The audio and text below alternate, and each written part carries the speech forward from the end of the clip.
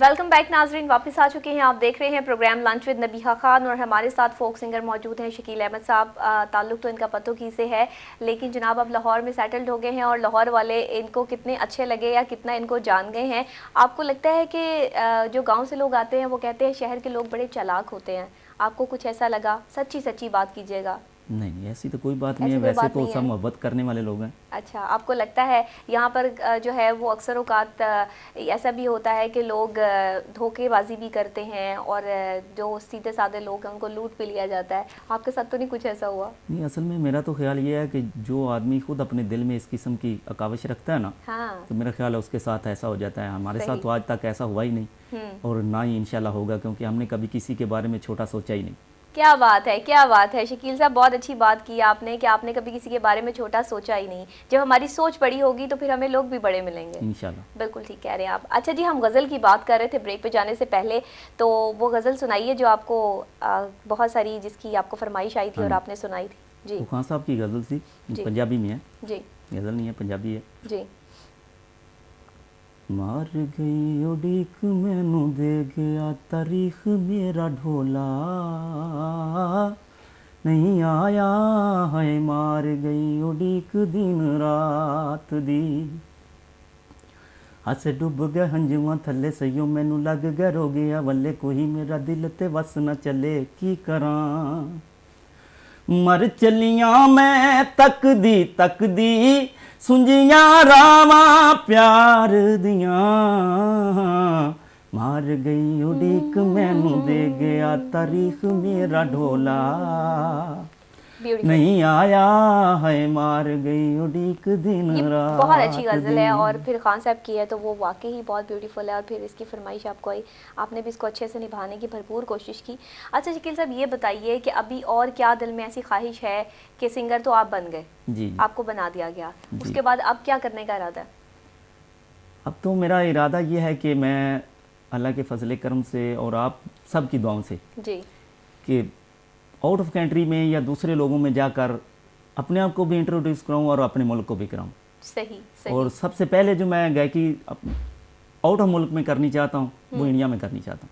अच्छा, आप इंडिया जाना चाहते हैं? हाँ जी, हर लिहाज से मेरी कोशिश होगी कि मैं जब भी आउट ऑफ कंट्री में जाऊं तो पहला गाना जो है मैं इंडिया में। अच्छा, नसीबो लाल साहिबा की अगर बात करें तो नसीबो लाल जो है उनके बारे में सब जानते हैं कि किसी ने उनकी आवाज़ सुनी और उसके बाद वो जो है वो कहाँ से कहाँ पहुँच गई और आज उनका जो है वो एक नाम है, पूरी दुनिया में नाम है। नसीबो लाल के गाने जो हैं वो सारी दुनिया में सुने और जो है वो गाए जाते हैं बाकायदा तौर पे, फिर उनके रीमिक्स भी बन जाते हैं जी। तो आप ये बताइए कि जिस तरह से ये तो अल्लाह की देन है ना कि वो किसे नवाजता है, ये तो उसकी बात है कि उसने जो है वो जिस शख्स को इज्जत देनी होती है, जब आपकी नीयत साफ़ है तो आपकी मंजिल आसान हो जाती है। तो आप सच्चे इंसान हैं, सीधे साधे इंसान हैं, तो आपकी खुद ब खुद ही जो है वो राहें निकलती चली जाएंगी, अच्छे लोग आपको मिलते चले जाएंगे।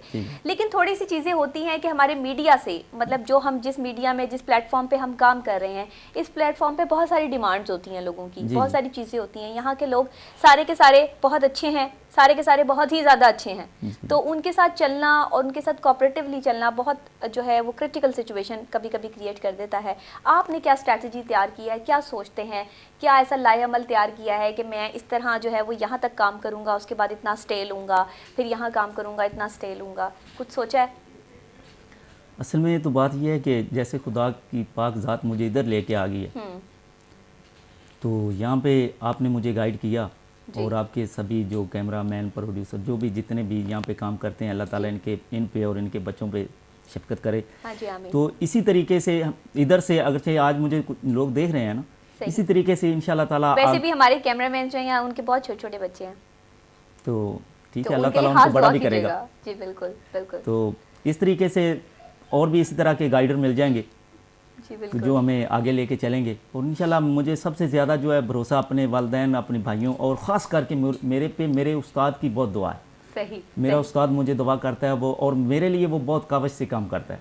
सही सही, आपके उस्ताद ने आपको बहुत सपोर्ट किया है जी। और वाकई ही अगर एक उस्ताद आपके साथ हो तो तभी आप जो है वो सीढ़ी पे सीढ़ी चढ़ सकते हो, अदरवाइज तो आप सीढ़ियों से सीधा डायरेक्ट नीचे ही आते हो। मैं उनको साथ लाने वाला था, लेकिन हुआ ये कि वो अभी दूर थे, मैंने उनको कॉल की, उनका कि आप बहुत अर्जेंट कॉल पर आए हैं। बिल्कुल, इसलिए मैं उन्होंने कहा कि इतने में मैं नहीं पहुंच सकता, वरना वो आपको पता है कि जब मैंने अपना पहला शो करना था तो मुझे पहले शो के लिए कॉल सिर्फ 15 मिनट पहले आई है और उन्होंने कहा कि 15 मिनट में अगर आप पहुंच जाते हैं तो ये शो आपका हुआ, और अगर आप 15 मिनट तक नहीं पहुंचती तो ये शो हम किसी और को दे देंगे।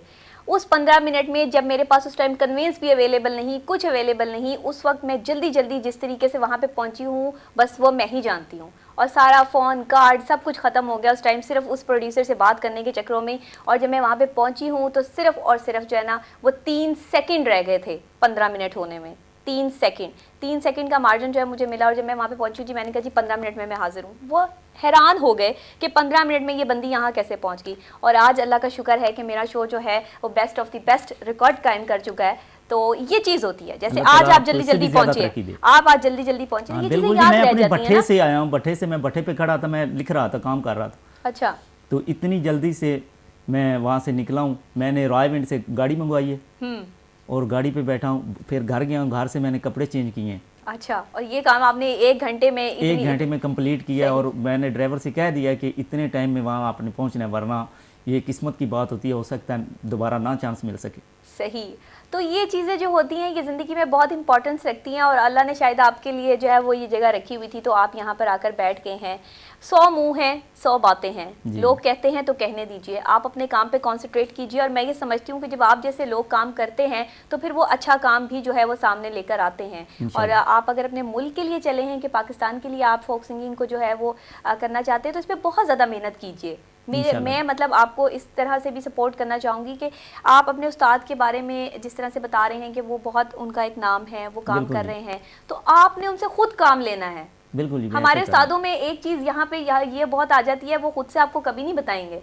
नहीं जी, ये तो आप जितना पूछेंगे आपको उतना ही बताएंगे। तो उसके लिए आपको जो है वो इनके साथ बहुत टाइम देना पड़ेगा, बहुत सीखना पड़ेगा। और बहुत आप जब सीखेंगे, और ये मत समझिए कि अगर मैं सीखने की बात कर रही हूँ तो इसलिए कि आपकी सिंगिंग नहीं, आपकी सिंगिंग बहुत अच्छी है, लेकिन प्रॉब्लम इज दिस कि लर्निंग प्रोसेस कभी ख़त्म नहीं होता। बिल्कुल। जब हम सीखते, जब हम ये कहते हैं कि हम परफेक्ट हो गए तो मीन्स टू से हम ख़त्म हो गए। नहीं, ऐसा तो है नहीं। असल में मौसीकी के बारे में ये कहा गया कि 50 साल में आदमी सीखता है और 50 साल में उसमें महारत हासिल करता है और 50 साल में फिर वो अरूज पे जाके गा सकता है। वरना 50 साल तक तो अभी ये पाकिस्तान भी मुझे नहीं लगता, मतलब ये दुनिया का भी कुछ यानी कि 150 साल में, यानी कि 150 साल के बारे में कहा गया कि अगर सिंगर सही बनना है तो 150 साल में चल सकता है।